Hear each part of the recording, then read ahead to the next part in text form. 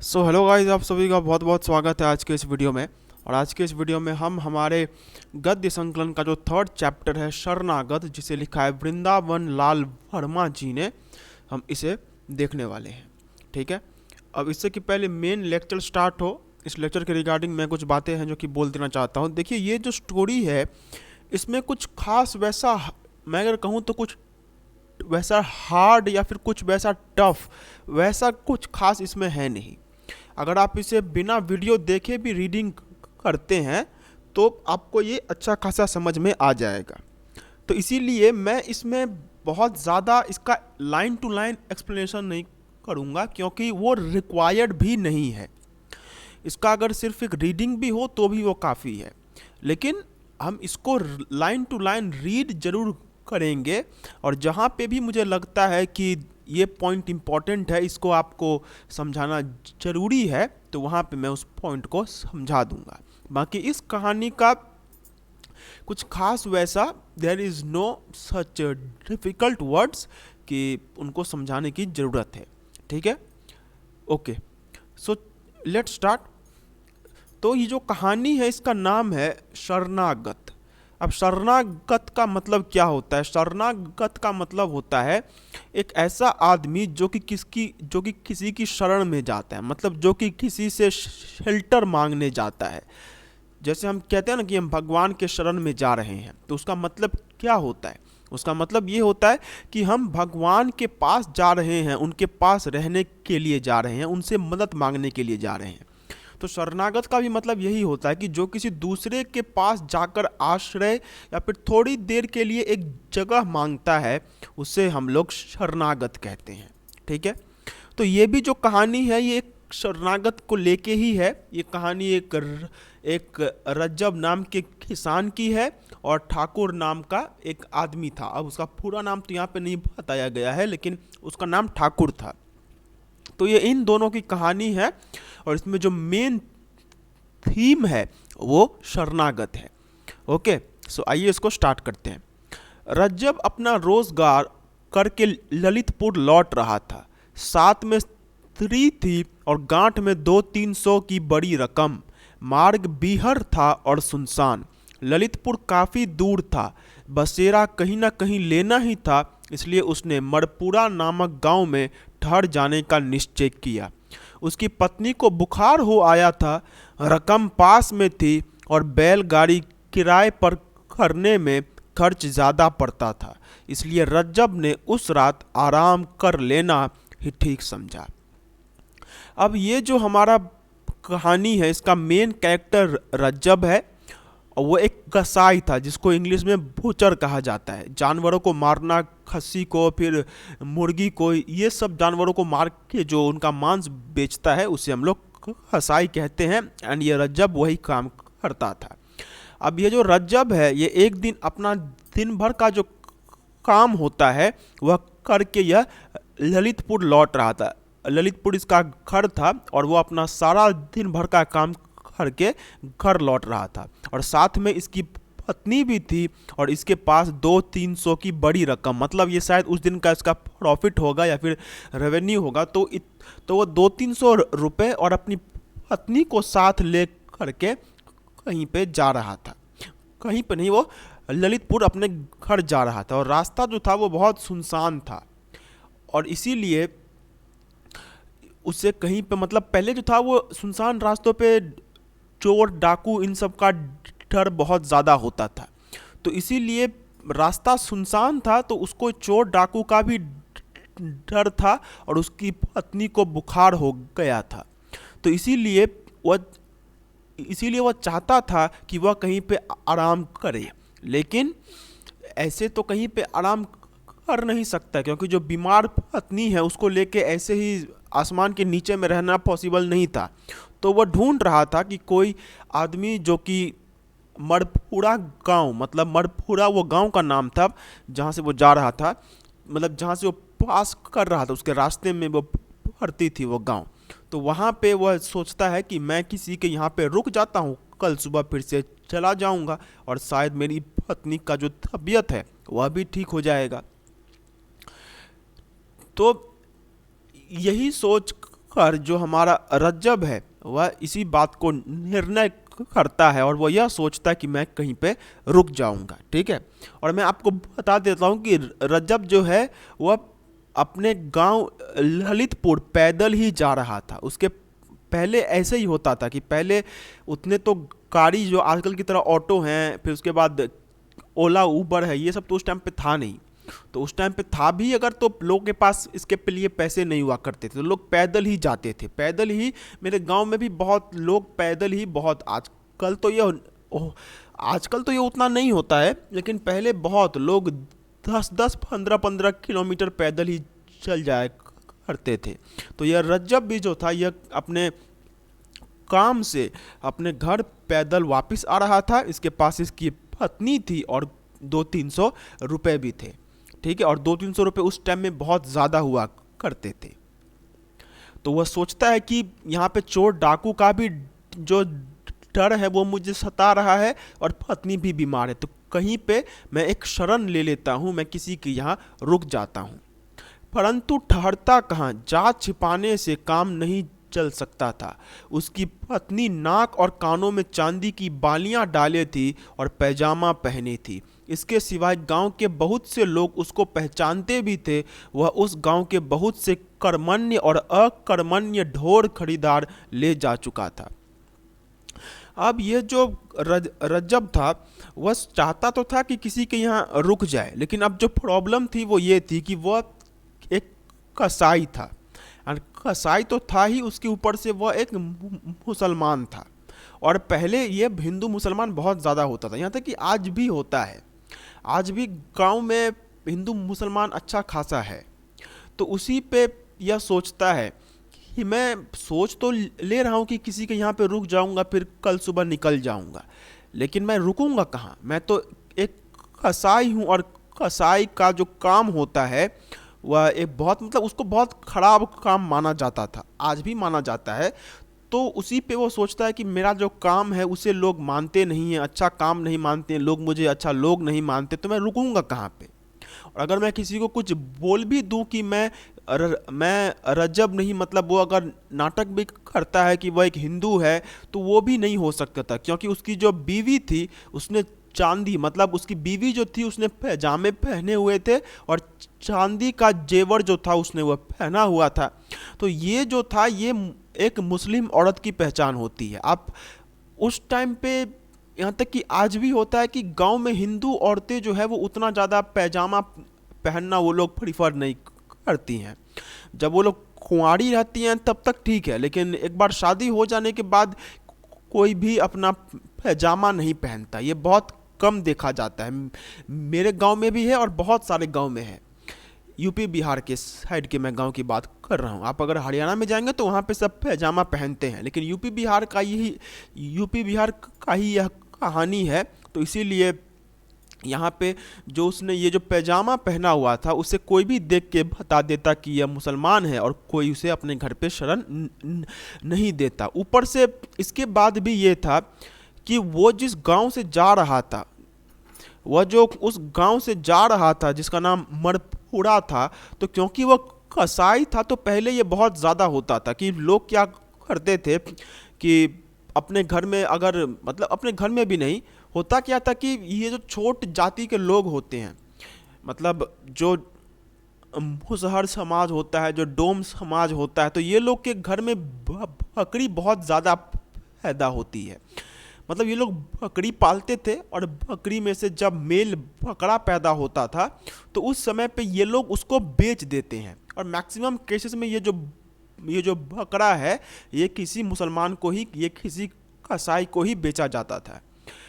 तो उसने वो जो काम था वो उस मरपुरा गांव में उसका वो काम अच्छा खासा होता था। वह उस बेसिकली कहा जाए तो गांव में, क्योंकि वो बहुत लोगों से मिलता था, बहुत लोगों से उसने जो ट्रेड है वो किया हुआ था, तो बहुत लोग उसे जानते थे। और ये बात कि वह कसाई था, दोनों ही बातें उसे कहीं पे भी शरण दिला नहीं सकती थी। तो वह यही सोच रहा था कि मैं जाऊंगा कहाँ पे, मेरा जो प्रोफेशन है उसको लेके कोई मुझे जो शरण है वो देगा नहीं, और अगर मैं यहाँ पे ले भी लेता हूँ तो मेरा जो बहुत ज़्यादा जो जान पहचान है उसके कारण भी मुझे जो शरण है वो किसी से भी नहीं मिलने वाली है। अपने व्यवहारियों से उसने रात भर के बसेरे के लायक स्थान की याचना की, किंतु किसी ने भी मंजूर ना किया। उन लोगों ने अपने ढोर रज्जब को अलग अलग और लुके छिपे बेचे थे। ठहरने में तुरंत ही तरह तरह की खबरें फैलती, इसलिए सबने इनकार कर दिया। अब वो जानता था कि कोई उसे खास तरीके से जो शरण है वो नहीं देने वाला, लेकिन फिर भी वो कोशिश करता है। लेकिन जो होना था कि क्योंकि वहाँ पे लोग सब उसे मतलब मैक्सिमम लोग उसको जानते थे, क्योंकि गांव घर में पहले यही हुआ करता था कि 6-7 किलोमीटर पे एक कसाई होता था। आजकल तो ये हो गया कि आप मीट ऑनलाइन ऑर्डर कर सकते हैं, आप जा सकते हैं अपने आसपास में, आप देखिए आपको ढेरों कसाई का दुकान मिल जाएगा। लेकिन पहले ये नहीं होता था, पहले 6-7 गांव मिलाकर एक कसाई हुआ करता था। तो इसीलिए लोग उसे अच्छे तरीके से जानते थे कि ये जो कसाई है ये कैसा आदमी है। कैसा आदमी इन द सेंस मतलब वह कसाई होने को एक बहुत बड़ा पाप मानते थे, लेकिन साथ ही उन्होंने अपने जो जानवर होते हैं वो भी उन्होंने 420 करके बेचा था। तो कुल मिला के देखा जाए तो उससे सिर्फ बिजनेस का रिलेशन कोई भी रखना चाहता था, लेकिन ऐसे बिजनेस को छोड़ करके इनफॉर्मल रिलेशन, पर्सनल रिलेशन कोई भी नहीं रखना चाहता। तो यही एक कारण था कि कोई भी उसे चाह कर भी अपने घर पे रखना नहीं चाहता था, क्योंकि अगर वो रखता और गांव वालों को पता चल जाता तो वहाँ पे बहुत ज़्यादा दिक्कत हो जाती। तो इसीलिए कोई भी उसको अपने घर में रखना नहीं चाहता था। गांव में एक गरीब ठाकुर था, थोड़ी सी जमीन थी जिसको किसान जोतते थे। निज का हल बैल कुछ भी ना था, लेकिन अपने किसानों से 2-3 साल की पेशगी लगान वसूल कर लेने में ठाकुर को किसी विशेष बाधा का सामना नहीं करना पड़ता था। छोटा सा मकान था, परंतु उसको गांव वाले गढ़ी के आदर व्यंजक शब्द से पुकारा करते थे और ठाकुर को डर के मारे राजा शब्द से संबोधित करते थे। तो अब उसे एक ठाकुर की याद आती है, और वो जो ठाकुर था वो काफ़ी गरीब था, मतलब उसके पास उतने पैसे नहीं थे, लेकिन थोड़ी सी ज़मीन थी जिसके ऊपर में किसान आ करके अपना खेती करते थे, और वह वहाँ से जो जिसको कमीशन कहा जाता है वह कमीशन वो लेता था। लेकिन साथ ही में वो उन लोगों से जो जिसको हफ्ता वसूली कहते हैं वो एक्सटॉर्शन भी वह करता था। ऑल्दो ये इलीगल काम है, लेकिन उसके बारे में यहाँ पे ये बताया गया है। तो वो जो ठाकुर था वो एक बहुत बोल्ड पर्सनालिटी था, मतलब किसी को भी कुछ भी कह देना, मतलब जिसको बोलते हैं कि तुम बहुत बोल्ड आदमी हो। तो वो जो था वो एक बहुत बोल्ड आदमी था, तो लोग उससे काफ़ी डरते थे। ऑल्दो उसके पास कुछ खास ये नहीं था, मतलब ज़मीन जायदाद नहीं थी कि लोग उसका सम्मान करेंगे, लेकिन उससे लोग डरते थे। तो उसको लोग राजा कह के बुलाते थे, और उसको घर को भी उसका जो गाँव उसका परंतु उसको गांव वाले गढ़ी के आदर व्यंजक शब्द से पुकारा करते थे। मतलब लोग उसे गढ़ी कहते थे, मतलब उसे जो है एक शब्द से संबोधित किया जाता था, उसे सब लोग राजा कहते थे। और यह क्यों कहते थे? क्योंकि लोग उससे डरते थे। तो उसको उसी का याद आता है कि शायद वो मेरे को दे दे। शामत का मारा रज्जब इसी ठाकुर के दरवाजे पर अपनी ज्वरग्रस्त पत्नी को लेकर पहुंचा। अब वो वहीं पे जाता है। ठाकुर पौड़े में बैठा हुआ हुक्का पी रहा था। रज्जब ने बाहर से ही सलाम करके कहा, दाऊ जी एक विनती है। और वो जो ठाकुर था वो अपने पौड़े में, पौड़े का मतलब क्या होता है कि जैसे आजकल तो घर तो वो तो चारों तरफ से बंद होता है, लेकिन पहले जिसको हम लोग दलान कहते थे वह दलान गांव के घरों में होता था। मेन घर तो अंदर में है ही, लेकिन साथ में एक ओपन हाउस टाइप का हुआ करता था, जो कि आजकल बहुत कम हो गया है। तो वहीं पे वो ठाकुर हुक्का पी रहा था, तो उसे वो जाकर कहता है कि मैं आपके सामने एक रिक्वेस्ट लेकर आया हूँ। तो ठाकुर ने बिना एक रत्ती भर इधर उधर हिले डुले पूछा, क्या? तो ठाकुर उससे पूछता है।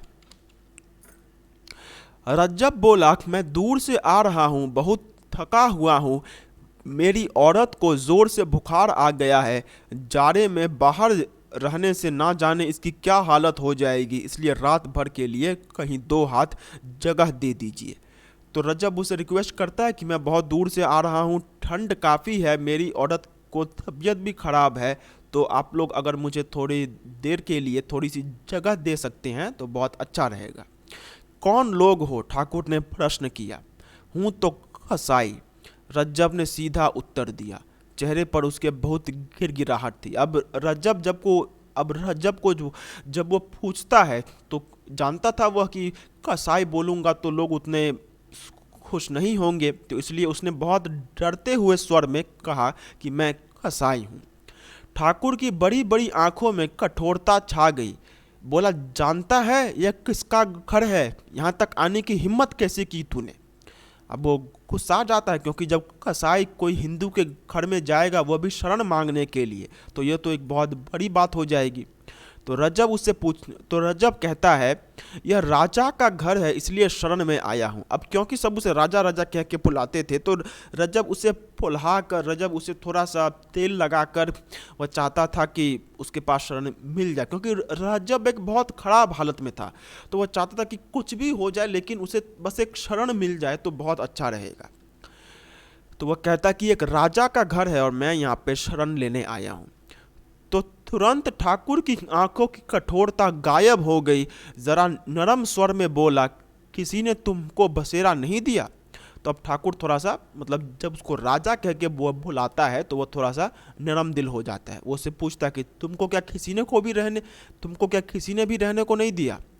नहीं महाराज, रज्जब ने उत्तर दिया। बहुत कोशिश की, परंतु मेरे खोटे पेशे के कारण कोई सीधा नहीं हुआ, और दरवाजे के बाहर ही एक कोने से चिपट कर बैठ गया। पीछे उसकी पत्नी कराहती कांपती हुई गठरी सी बनकर सिमट गई। तो वो कहता है कि नहीं महाराज, मुझे किसी ने नहीं दिया। मेरा ये जो खोटा पेशा है, मेरा जो ये कसाई का पेशा है, इसके कारण कोई भी मुझे अपने घर में रखने को तैयार नहीं है।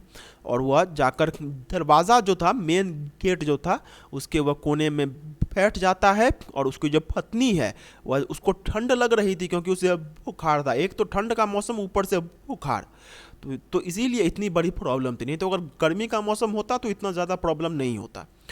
तो उसकी जो पत्नी थी वो सिमट कर बैठ जाती है, जो कि हमें ठंड जब लगती है तो हम अपने आप को मोड़ करके बैठ जाते हैं, तो उसी पर वो बैठ गई थी। ठाकुर ने कहा, तुम अपनी चिलम लाए हो?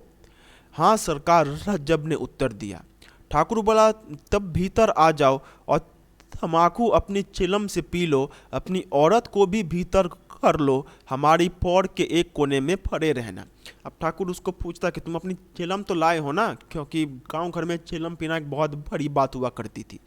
तो वह कहता है कि हाँ मैं लाया हूँ। तो उसी पर वो उसे बोल देता कि ठीक है, अंदर आ जाओ और हमारा जो दलान है उसके कोने में पड़े रहना। जब वे दोनों भीतर आ गए, ठाकुर ने पूछा, तुम यहाँ से कब उठकर जाओगे?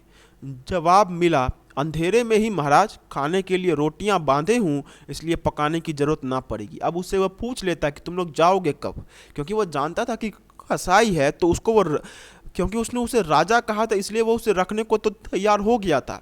लेकिन फिर भी समाज क्या कहेगा, यही सोचकर वो उसे काफ़ी देर तक अपने पास नहीं रखना चाहता था। वो उससे पूछ लेता है कि तुम यहाँ से जाओगे कब? तो वह कहता है कि मैं अंधेरे में ही, मतलब जब सूर्य उदय होने को होगा, थोड़ा बहुत अंधेरा रहेगा, मैं उसी में निकल जाऊंगा। और आपको चिंता करने की ज़रूरत नहीं है, मैंने यहाँ पे अपना जो खाना है वो मैं साथ में लाया हूँ। तो ठाकुर पूछता है, तुम्हारा नाम? रज्जब। थोड़ी देर के बाद ठाकुर ने रज्जब से पूछा, कहाँ से आ रहे हो? रज्जब ने स्थान का नाम बतलाया। वहाँ इसलिए गए थे, अपने रोजगार के लिए। काम तो तुम्हारा बहुत बुरा है, क्या करूं, पेट के लिए करना पड़ता है। परमात्मा ने जिसके लिए जो रोजगार मुकर्रर किया है वही उसको करना पड़ता है। अब ये सिंपल सी बातें हैं जो कि उन दोनों के बीच में चल रही थी कि कहाँ से आए हो, कहाँ जा रहे हो, क्या काम करते हो, तो वो सब बातें यहाँ पे चल रहा था। क्या नफ़ा हुआ, प्रश्न करने में ठाकुर को ज़रा संकोच हुआ और प्रश्न का उत्तर देने में रज्जब को उससे बढ़कर। रज्जब ने जवाब दिया, महाराज पेट के लायक कुछ मिल गया है, यूं ही। ठाकुर ने इस पर कोई जिद नहीं की। तो उसी पर ठाकुर उससे पूछता है कि कितना मुनाफा हुआ, कितनी कमाई हुई। तो इसको ठाकुर को पूछने में भी थोड़ा ये हो रहा था कि कसाई से क्या पूछना कि वह कितना कमाता है। और उसी तरीके से रज्जब को भी थोड़ी सी दिक्कत हो रही थी कि वह इस बात का जवाब दे। वो कहता है कि जितना जरूरी है पेट के लिए उतना हो गया है। रजब एक क्षण बाद बोला, बड़े भोर उठकर चला जाऊंगा, तब तक घर के लोगों की तबीयत भी अच्छी हो जाएगी। तो रजब कहता है कि मैं भोर होते ही चला जाऊंगा, तब तक जो मेरी बीवी है उसकी भी तबीयत ठीक हो जाएगी। इसके बाद दिन भर के थके हुए पति पत्नी सो गए। काफ़ी रात कुछ लोगों ने एक बंधे इशारे से ठाकुर को बाहर बुलाया। एक फटी सी रजाई ओढ़े ठाकुर साहब बाहर निकल आया। तो वो दोनों सो गए। जब वो कहता है कि जब सुबह होगा तो मैं निकल जाऊंगा, और उसके बाद दोनों सो जाते हैं। क्योंकि वो दोनों काफ़ी थके हारे थे तो दोनों को नींद आ गई। आगंतुकों में से एक ने धीरे से कहा, दाऊजू आज तो खाली हाथ लौटे हैं, कल संध्या का शगुन बैठा है।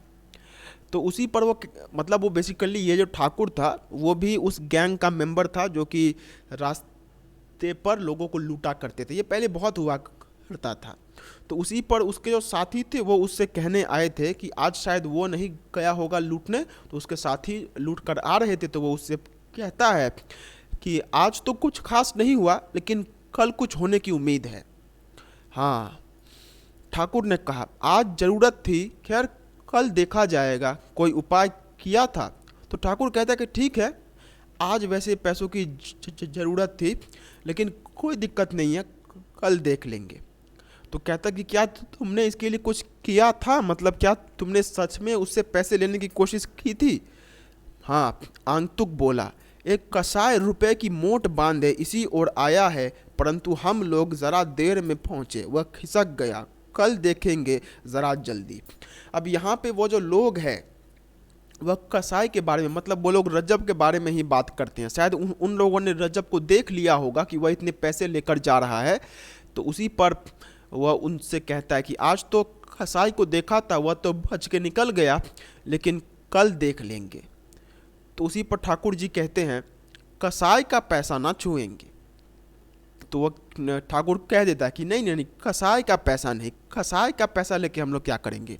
ऑल्दो वो लोग खराब काम करते थे, लेकिन इसमें भी वो लोगों का एथिक्स देखिए कि कसाई का पैसा नहीं छुएंगे। क्यों? बुरी कमाई, उसके रुपयों पर कसाई थोड़े ही लिखा है। रुपया तो दूसरों का ही है, कसाई के हाथ में आने से रुपया कसाई का नहीं हुआ। मेरा मन नहीं मानता, वह अशुद्ध है, हम अपनी तलवार से उसको शुद्ध कर देंगे। तो अब तरह तरह की बातें होती है। जब वो कहता है कि नहीं नहीं कसाई का पैसा नहीं लेंगे, तो वो पूछता है कि क्यों नहीं लोगे। तो वो कहता है कि वो जो पैसा है वो खराब पैसा है, वह कसाई ने कमाया है। तो उसी पर उसे समझाने की कोशिश करता है कि हो सकता है कि वह कसाई हो, लेकिन उसके पैसे पे थोड़ी कसाई लिखा हुआ है। तो उसी पर वह कहता है कि नहीं नहीं, फिर भी मेरा मन नहीं मानता है, वह अशुद्ध पैसा है। तो उसके लोग कहते हैं ठीक है, आपको अगर अशुद्ध लगता है तो हम उसे शुद्ध कर देंगे। तो ज़्यादा बहस नहीं हुई। ठाकुर ने कुछ सोचकर अपने साथियों को बाहर का बाहर ही टाल दिया, और ठाकुर उनसे कहता है कि ठीक है जाओ, जो होगा कल देखेंगे। क्योंकि ठंड का मौसम था, रात में अगर ऐसे कोई आ जाता है तो कोई उससे कितना देर तक एंटरटेन करेगा।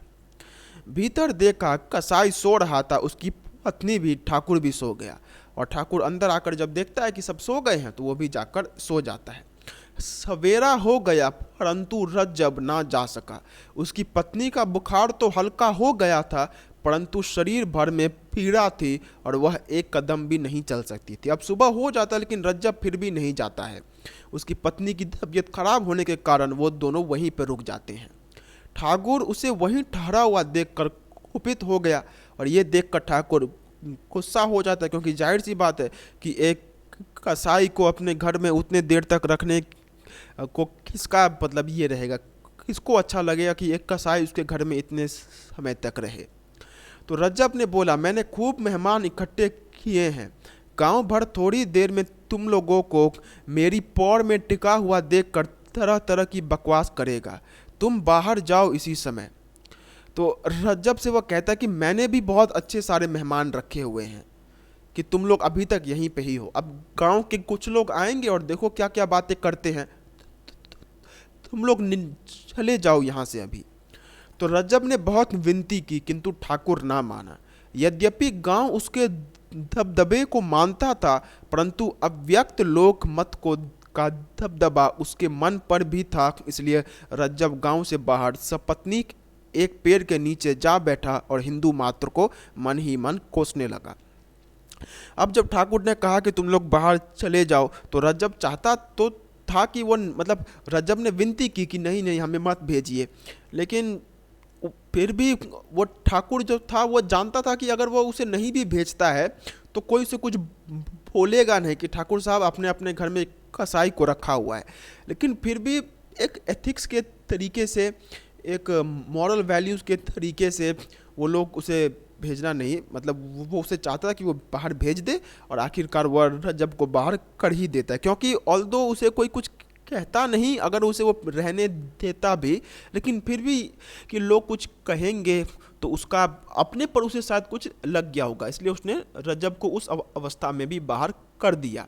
अब रज्जब जो है वो अपनी पत्नी के साथ एक पेड़ के नीचे में आकर बैठ जाता है और हिंदू मात्र मतलब हिंदू लोगों को गाली देने लग जाता है, जो कि बहुत होता है कि अगर कोई मुसलमान किसी हिंदू के साथ खराब कर दे तो वो हिंदू मुसलमान लोगों को गाली देने लग जाता है, और इसी तरीके से कोई अगर हिंदू मुसलमान के साथ गलत कर दे तो मुसलमान हिंदू को गाली देने लग जाता है। ठीक है, उसे आशा थी कि पहर आधा पहर में उसकी पत्नी की तबीयत इतनी स्वस्थ हो जाएगी कि वह पैदल यात्रा कर सकेगी, परंतु ऐसा ना हुआ। तब उसने एक गाड़ी किराए पर लेने का निर्णय किया। अब जब वो दोनों पेड़ के नीचे बैठे हुए थे तो रज्जब सोचता है कि शायद कुछ देर में तबीयत ठीक हो जाएगी, लेकिन ऐसा नहीं होता है। वो लोगों को एक गाड़ी भाड़े पे लेनी पड़ी, और ये गाड़ी कौन सी थी? ये गाड़ी थी बैलगाड़ी, क्योंकि उस समय में मोटर गाड़ी उतने ज़्यादा नहीं हुआ करते थे। तो यहाँ पे बैलगाड़ी को ही यहाँ पे भाड़े पे लिया गया। मुश्किल से एक छोटी जाति का व्यक्ति काफ़ी किराया लेकर ललितपुर गाड़ी ले जाने के लिए राजी हुआ। इतने में दोपहर हो गई। उसकी पत्नी को जोर का बुखार हो आया। वह जाड़े के मारे थर-थर कांप रही थी। इतने की रज्जब की हिम्मत उसी समय ले जाने की ना पड़ी। गाड़ी में अधिक हवा लगने के भय से रज्जब ने उस समय तक के लिए यात्रा को स्थगित कर दिया जब तक कि उस बेचारी को कम से कम कपकपी बंद ना हो जाए। अब एक गाड़ी वाला तो उन्हें ललितपुर ले जाने को रेडी हो गया था, लेकिन अब वो लोग जा नहीं सकते थे क्योंकि रज्जब की पत्नी की तबीयत जो है वो और ख़राब हो गई थी। वह अब कांपने लग गई थी, और अगर उसे गाड़ी में ले जाते तो गाड़ी बैलगाड़ी भले ही चलती बहुत आस्ते है, लेकिन फिर भी उसमें थोड़ा बहुत हवा तो उसमें लगेगा ही।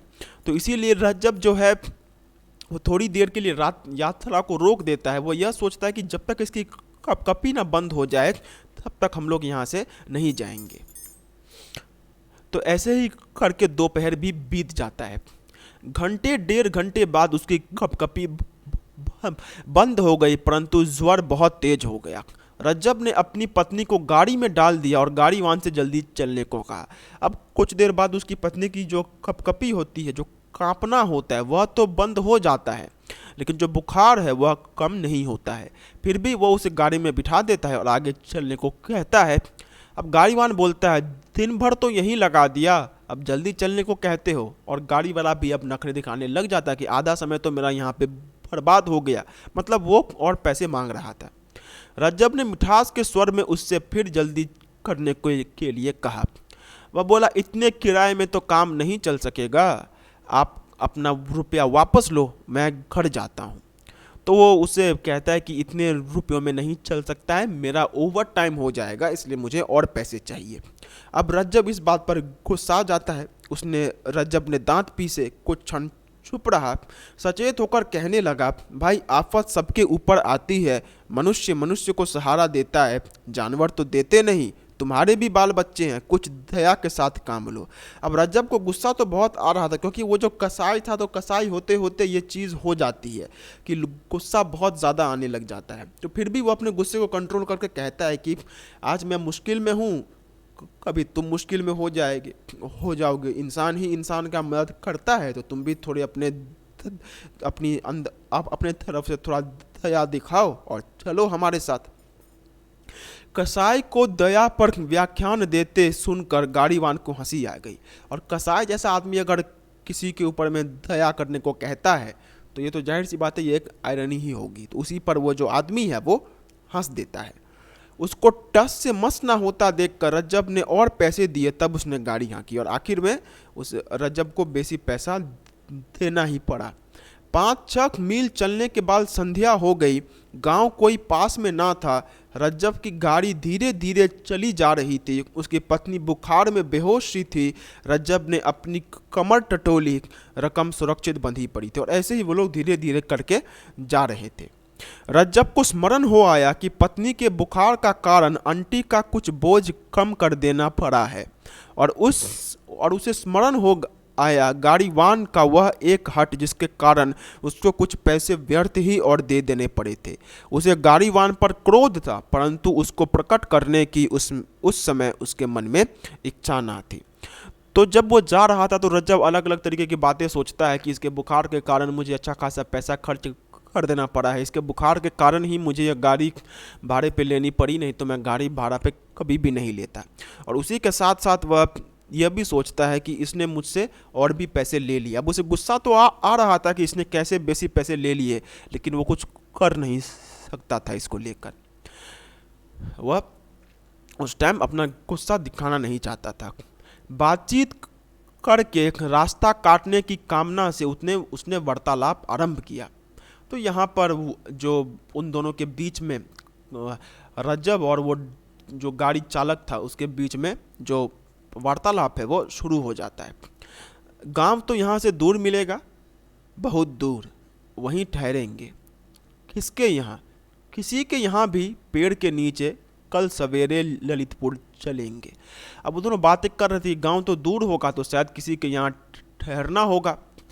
तो उसी पर रजब पूछता कि किसके यहाँ ठहरेंगे, तो कहता है कि किसी के यहाँ भी ठहर लेंगे। पहले हो सकता है कि अगर पेड़ के नीचे ठहरना पड़े तो वो भी ठीक है, कल सुबह ललितपुर जाएंगे। कल का फिर पैसा मांग उठना, कैसे मांग उठूंगा? किराया ले चुका हूँ, अब फिर कैसे मांगूंगा? जैसे आज गांव में हट करके मांगा था, बेटा ललितपुर होता तो बतला देता।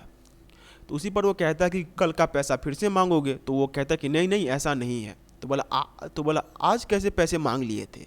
अगर ललितपुर होता ना तो तुझे मैं समझा देता। क्या बदला लेते? कि क्या संत में गाड़ी में बैठना चाहते थे?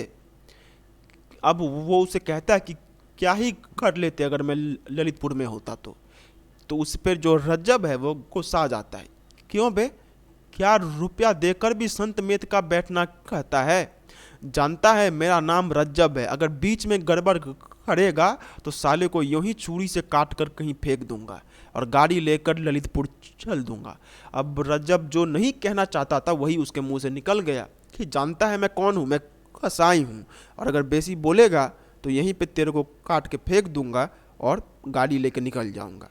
रज्जब क्रोध को प्रकट नहीं करना चाहता था, परंतु शायद अकारण ही वह भली भांति प्रकट हो गया। और रज्जब नहीं चाहता था कि वह गुस्सा करे, लेकिन जब ऐसे कंडीशन होता है कि जहाँ पे आपकी पत्नी बीमार है, आपको किसी ने अपने घर से निकाल भी दिया, फिर आपका जो भारी वाला गाड़ी था उसने भी आपसे बहुत ज़्यादा पैसे ले लिए, तो उतना ज़्यादा टेंशन में आदमी गुस्सा कर ही देता है।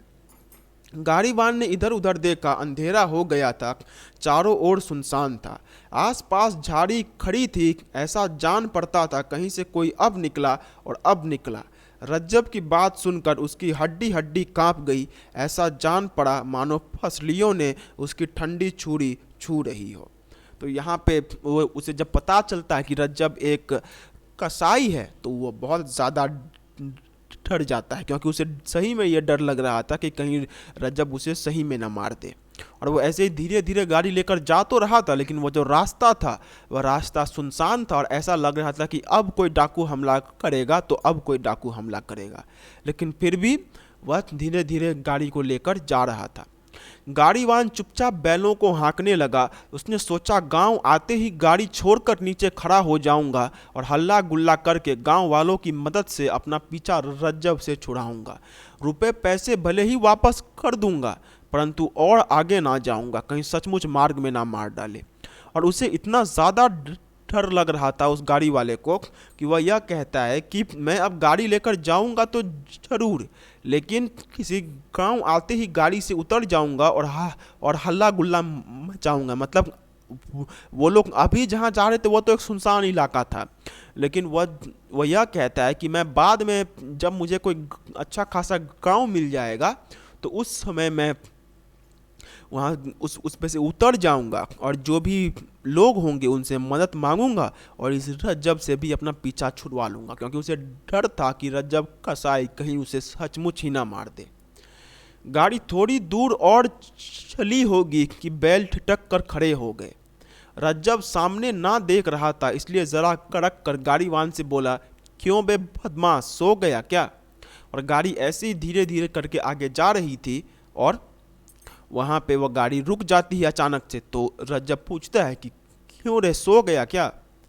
अधिक कड़क के साथ सामने रास्ते पर खड़ी हुई टुकड़ी में से किसी एक ने कठोर कंठ से निकला, खबरदार जो आगे बढ़ा। और डाकू आ गए थे और वही डाकू जोर से कहते हैं, खबरदार जो आगे बढ़ा। रज्जब ने सामने देखा कि 4-5 आदमी बड़े बड़े लठ बांध कर ना जाने कहाँ से आ गए हैं। उनमें से तुरंत ही एक ने बैलों की जुआरों पर एक लठ फटका और दाएं बाएं आकर रज्जब पर आक्रमण करने को तैयार हो गया। और जब रज्जब ने वहाँ पे देखा तो 4-5 आदमी बहुत बड़े बड़े डंडे लेकर वहाँ पे खड़े थे, मतलब डाकू जो है वो आ गए थे। और उनमें से एक डाकू रज्जब को भी मारने को आता है। तो गाड़ीवान जब यह देखता है तो गाड़ीवान गाड़ी छोड़कर नीचे जा खड़ा हुआ, बोला, मालिक मैं तो गाड़ीवान हूँ, मुझसे कोई सरोकर नहीं। तो गाड़ी वाला कहता है कि मैं तो गाड़ी वाला हूँ, मेरे पास तो कुछ है ही नहीं, तो मुझसे कुछ मत लीजिएगा। यहाँ कौन है? एक ने गरज कर पूछा। गाड़ीवान की घिग्गी भद गई, कोई उत्तर ना दे सका। तो वो उससे पूछता है कि ठीक है, लेकिन यहाँ पे कौन है, अंदर में कौन है? तो उसको देखकर जो गाड़ी वाला है उसकी भी बोलती बंद हो जाती है और वह भी कोई उत्तर नहीं दे सकता था। रज्जब ने कमर की गांठ को एक हाथ से संभालते हुए बहुत ही विनम्र स्वर में कहा, मैं बहुत गरीब आदमी हूँ, मेरे पास कुछ नहीं है, मेरी औरत गाड़ी में बीमार पड़ी है, मुझे जाने दीजिए। और रज्जब क्या करता है कि अपना पैसा का जो गांठ है वह उसे ठीक से संभालता है और उन सब से विनती करता है कि मैं बहुत गरीब आदमी हूँ, मेरी जो पत्नी है वह बीमार है, तो आप लोग मुझे जाने दीजिए। तो यहाँ पे बेसिकली वो जो है वो उनसे अपीजमेंट के थ्रू वहाँ पे वो चाहता था कि वो लोग उसे छोड़ दें। उन लोगों में से एक ने रज्जब के सिर पर लाठी उबारी और एक आदमी उसके सर पर लाठी मारता है। अब उसका मुंह खुला, बोला, महाराज मुझको छोड़ दो, मैं तो किराए पर। अच्छा, गाड़ीवान खिसकना चाहता था कि दूसरे ने उसको पकड़ लिया। अब उसका मुंह खुला, बोला, महाराज मुझको छोड़ दो, मैं तो किराए पर गाड़ी लिए जा रहा हूँ, गांठ में खाने के लिए 3-4 आने पैसे ही हैं। अब गाड़ी वाला वहाँ से भागने की कोशिश करता है क्योंकि उसे पहले रज्जब से ही बहुत ज़्यादा भय था और अभी उसके पास ये डाकू भी आ गए थे, तो इसी वजह से उसे बहुत ज़्यादा डर लग रहा था। तो उसी पर वो कहता है कि महाराज मुझे जाने दीजिए, मेरे पास सिर्फ अपने खाने के लिए पैसे ही हैं। और यह कौन है भतला? उन लोगों में से एक ने पूछा। तो गाड़ीवान ने तुरंत उत्तर दिया, ललितपुर का एक कसाई। रज्जब के सिर पर जो लाठी उबारी गई थी वह वहीं रह गई। लाठी वाले के मुंह से निकला, तुम कसाई हो, सच बताओ। और जब उसमें से एक जाकर पूछता है कि बताओ यह आदमी कौन है, तुम तो गाड़ी वाले हो, यह कौन है? तो वो बोलता है कि यह तो एक कसाई है। तो जब वह यह सुनता है, वो आदमी, वो जो डाकू था, वह यह जब सुनता है कि वह कसाई है, तो वह रज्जब से पूछता है कि तुम कसाई हो, सच बताओ। तो रज्जब कहता है, हाँ महाराज। रज्जब ने सहसा उत्तर दिया, मैं बहुत गरीब हूँ, हाथ जोड़ता हूँ, मुझको मत सताओ, मेरी औरत बीमार है। और औरत ज़ोर से कराई। अब वो उसे रिक्वेस्ट करता है कि मैं बहुत गरीब हूँ, मेरी औरत बीमार है, तो मुझे मत परेशान करो। लाठी वाले उस आदमी ने अपने एक साथी से कान में कहा, इसका नाम रज्जब है, छोड़ो, चलो यहाँ से। और वह आदमी जो कि गाड़ी पे चढ़ गया था रज्जब को मारने के लिए, वह कहता है कि छोड़ो, इसको छोड़ो, इसका नाम रज्जब है, इसको छोड़ दो। तो उसी में से एक आदमी उससे कहता है, इसका खोपड़ा चकनाचूर करो दाऊ जी, यदि वैसे ना माने तो असाई कसाई हम कुछ नहीं मानते। और उसी पर उसका जो साथी रहता है वह कहता है कि इसका खोपड़े पे मारो, मतलब इसका सर फोड़ने की कोशिश करो, लेकिन फिर भी अगर नहीं मानता है तो हम आकर के देखते हैं। छोड़ना ही पड़ेगा, उसने कहा। इस पर हाथ ना पसारेंगे और ना पैसा छुएंगे। लेकिन फिर भी वो आदमी इस पर अड़ा रहता है कि नहीं नहीं, छोड़ दो छोड़ दो, इसे छोड़ना ही होगा। ना इसके पैसे लेंगे और ना इसके सामने में हाथ पसारेंगे। दूसरा बोला, क्यों, कसाई होने के डर से? दाऊ जी, आज तुम्हारी बुद्धि पर पत्थर पड़ गए हैं, मैं देखता हूँ। और वह तुरंत लाठी लेकर गाड़ी पर चढ़ गया। और दूसरा आदमी कहता है कि क्यों, ये कसाई है इसलिए? आज मुझे लगता है कि तुम्हारी अकल घास चरने गई है, तुम बहुत बुद्धू हो गए हो यहाँ पर। और वो आदमी भी अपना लाठी लेकर उस पर चढ़ जाता है। लाठी का एक सिरा रज्जब की छाती में अड़ाकर उसने तुरंत रुपया पैसा निकाल कर देने का हुक्म दिया। नीचे खड़े हुए उस व्यक्ति ने जरा तीव्र स्वर में कहा, नीचे उतर आओ, उससे मत बोलो, उसकी औरत बीमार है। और वह जो दूसरा आदमी जो कि उस पर चढ़ा था, वो उसके मतलब वो ज़बरदस्ती से पैसा निकालने की कोशिश तो करता है रज्जब से, लेकिन उसी पे वो जो उसका जो साथी रहता है, जो कि पहले ही बोल चुका था कि इसको छोड़ दो, वो कहता है कि नीचे उतर जाओ, उससे मत बोलो, उसकी औरत बीमार है, उसको परेशान मत करो, उसकी औरत का तबीयत ठीक नहीं है। हो मेरी भला से, गाड़ी में चढ़े हुए लठैत ने उत्तर दिया, मैं कमाइयों की दवा हूँ, मैं कसाईयों की दवा हूँ। और उसने रज्जब को फिर से धमकी दी। नीचे खड़े हुए उस व्यक्ति ने कहा, खबरदार जो उसे छुआ, नीचे उतरो, नहीं तो तुम्हारा सिर चूर किए देता हूँ। वह मेरी शरण आया था। और वह यहाँ पे अब हमें समझ में आ जाता है कि वह जो आदमी जिसने रज्जब को छोड़ने की बात की थी, वह और कोई नहीं, वही ठाकुर था। तो यहाँ पे जब वह बार बार कहता है अपने साथी को कि उसको छोड़ दो, लेकिन उसका साथी फिर भी नहीं मानता है, तो अंत में वो गुस्सा कर कहता है कि छोड़ो उसे, नहीं तो मैं तुम्हारा सर फोड़ दूंगा। यह आदमी मेरी शरण में आया था। उसे याद हुआ आता है कि कल रात को रज्जब उसके पास आया था और उसे उसकी मदद करनी चाहिए। गाड़ीवान लठे झक सी मारकर नीचे उतर आया और वह जो गाड़ी पे जो चढ़ा हुआ था डाकू, वह नीचे उतर जाता है। नीचे वाले व्यक्ति ने कहा, सब लोग अपने घर जाओ, राहगीरों को तंग मत करो। फिर गाड़ीवान से बोला, जा रे, हाँक ले जा गाड़ी, ठिकाने तक पहुंचा आना, तब लौटना, नहीं तो अपनी खैर मत समझियो। और तुम दोनों में से किसी ने भी कभी इस बात की चर्चा कहीं की तो भूसी की आग में जलाकर खाक कर दूंगा। और वह जब वो नीचे उतर जाता है तो वो जो ठाकुर रहता है वह कहता है कि जाओ यहाँ से ले जाओ। वह गाड़ी वाले को भी कहता है कि यहाँ से गाड़ी को ले जाओ, और अपने साथी को भी कहता है कि मैंने जो आज अपने मतलब उसका जो बेसिकली वो टारगेट था, तो वो कहता है कि मैंने जो आज इसको छोड़ दिया है, यह बात तुम दोनों सिर्फ अपने तक ही रखना, और अगर तुमने किसी को बताया तो मैं तुम्हें भूसी की आग, मतलब भूसा का जो आग होता है वो बहुत ज़्यादा एकदम से लगता है जैसे पेट्रोल की तरह जल गया है, तो मैं तुम्हें उसी आग में जलाकर खाक कर दूंगा। मतलब ये गांव घर में जो गुंडों का मुंह का बात होता है, वही यहाँ पे है। गाड़ीवान गाड़ी लेकर बढ़ गया। उन लोगों में से जिस आदमी ने गाड़ी पर चढ़कर रज्जब के सिर पर लाठी तानी थी, उसने क्षुब्ध स्वर में कहा, दाऊ जी, आगे से कभी आपके साथ ना आऊँगा। और उसी पर वो जब वहाँ से सब निकल जाते हैं तो उसका एक साथी कहता है ठाकुर का कि मैं अब आपके साथ कभी नहीं आऊँगा। तो दाऊ जी ने कहा, ना आना, मैं अकेले ही बहुत कर गुजरता हूँ, परंतु बुंदेला शरणागत के साथ घात नहीं करता, इस बात को गांठ बांध लेना।